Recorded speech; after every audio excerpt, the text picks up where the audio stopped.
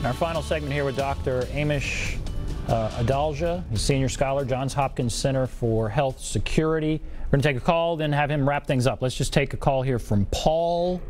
Hello, Paul. Go ahead. Hello. What's on your mind? I'm glad you got to me, sir. My son is in the military. He's stationed in Okinawa, and he told me that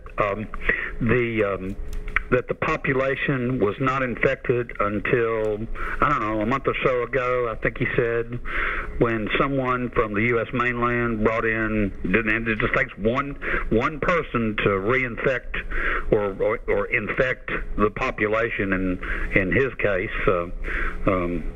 But I guess what I'm saying is, since it only does take one person to infect or reinfect the population, I think everyone in the country, I think they need to be masked or shielded. And that's my comment. Thank you very much. Paul, thank you for your call. And I want you now, Doctor, to wrap things up. And that may play into what you want to say, but we have a couple minutes now. Bottom line, final thoughts. What do you want to say here? What I would say is that this is going to be something that we're going to deal with for some period of time. We are moving rapidly towards a vaccine. We have more tools now in July than we did in March. So the fatality rate in hospitals is getting better because we're much better at treating people now.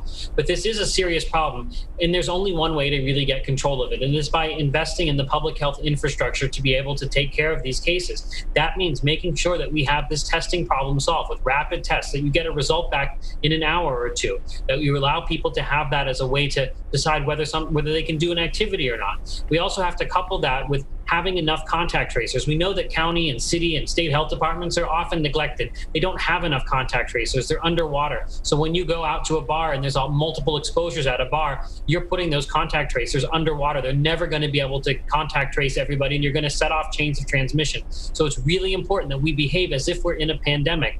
Even though your stay-at-home orders have lifted, even though things are open, you need to just take some common sense actions to try and limit your role in spreading this virus or acquiring this virus. And I think that's going to be the new normal. You're going to have to think about this virus every time we step out the door. This personal risk calculus. Is what I'm doing going to put me at risk for contracting this or spreading it? And this is something we haven't had to do as Americans probably since before the measles vaccine. So this is something we have to get used to. And I think it's important that you talk to your policymakers about making sure your health departments and are adequately staffed, and that we solve this diagnostic testing problem. This is the only way out of this. And the other thing, we have, I guess, a minute left now.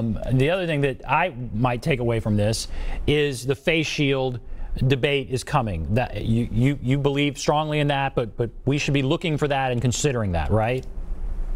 Yeah, I think face coverings are going to be something that becomes part of our normal routine, and there is going to be a debate over face shields and face masks, whichever is better. Both of them are better than nothing, I would say, and I think that face shields offer some opportunity to protect you, the wearer, and are much easier to wear and comply with than a face mask. So this may be one way out of it if we can get the data to support their use.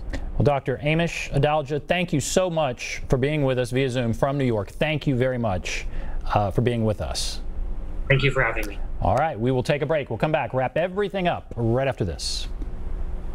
All right, thank you. Thanks a lot. We really appreciate it.